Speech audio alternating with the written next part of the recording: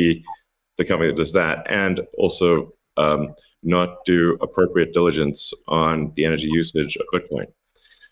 So all I did was I said, look, we're going to suspend Bitcoin transactions for now. We're not selling any Bitcoin, nor am I selling anything personally, or nor is SpaceX selling any Bitcoin.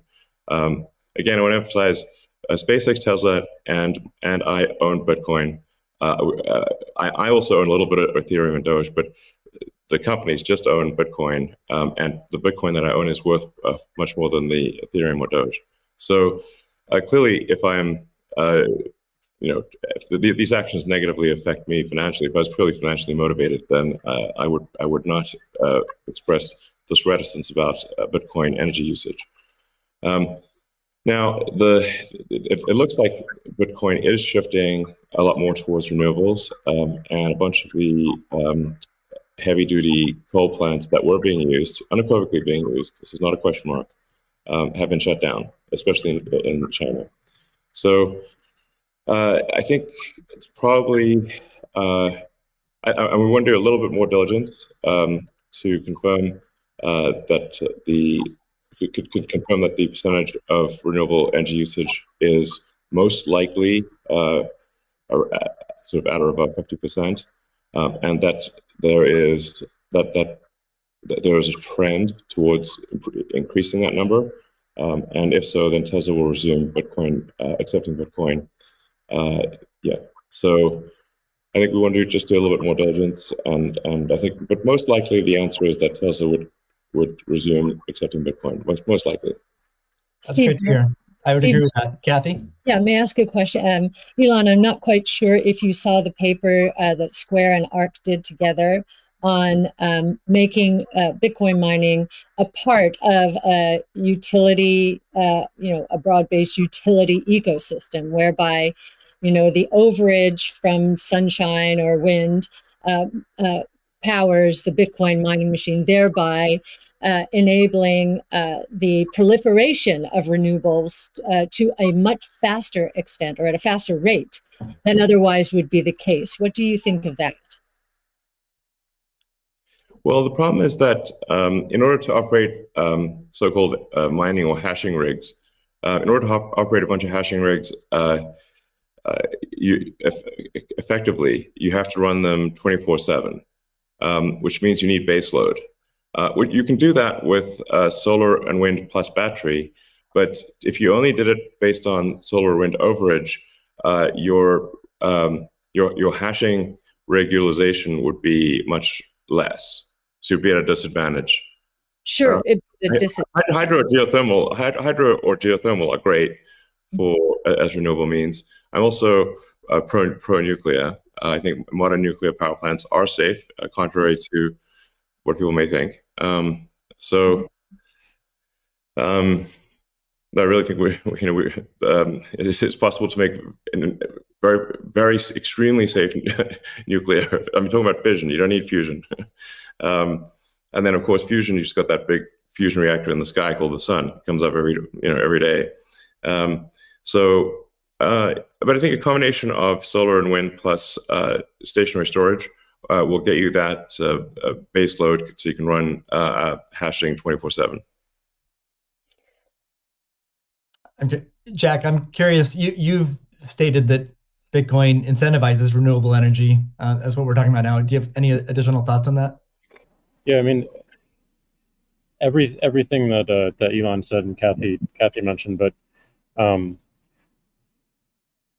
it's also incentivizing a lot of innovation in just energy space, and just like looking at unused energy. There's a company called Great American Mining that caps the methane flares on oil fields to power their rigs. And you just imagine, and you mentioned nuclear, Elon, as well, and just imagine all the unused energy that is just being wasted every single day.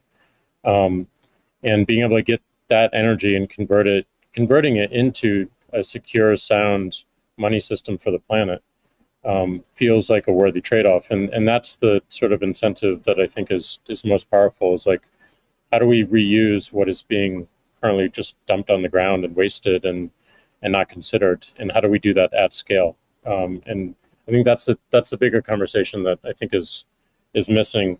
But I agree with everything that Elon has said, and also, the paper we put forth. I'm curious if any of you have thoughts on how what the industry can do to accelerate the transition to renewable energy. And like Elon specifically, could Tesla Energy or Starlink play a role? Well, I think Tesla can play a role. Tesla's literal reason for existence. The reason I've put so much of my life energy into Tesla, which is a lot. In fact, I would say that I've had some pretty tough life experiences, and Tesla is responsible for probably 2/3 of all personal and professional pain combined. Just to give you a sense of perspective there. So this is a hella hard situation. But we do solar, commercial solar, solar retrofit, as well as the solar roof. And we make consumer battery packs called Powerwall for houses and small businesses. And then the utility scale, which are gigantic. These we've done now a number of gigawatt hour installations. That's a lot. That's a lot.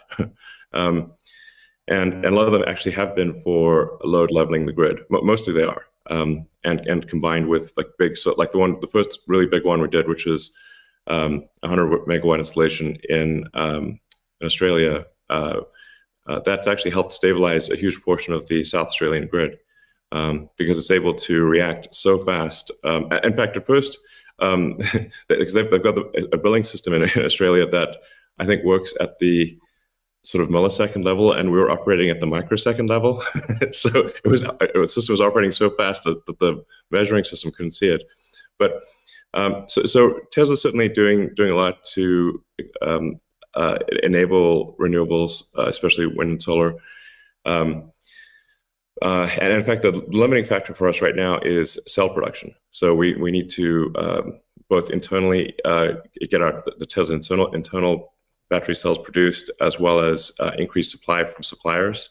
And generally, when I talk to our suppliers and they say, how many cells would you like us? How many cells can you make? Because sometimes they're concerned, is Tesla going to compete with them on cells? I'm like, no. If you want to make the cells, be our guest. It's just that we need a crazy number of batteries, and they need to be done. It obviously needs to be mined and produced and manufactured in an ethical and environmentally sound way.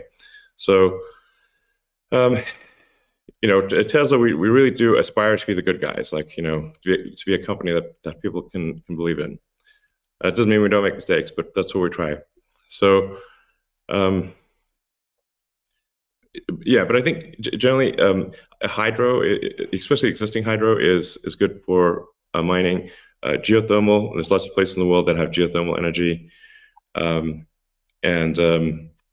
I said, nuclear is also good. I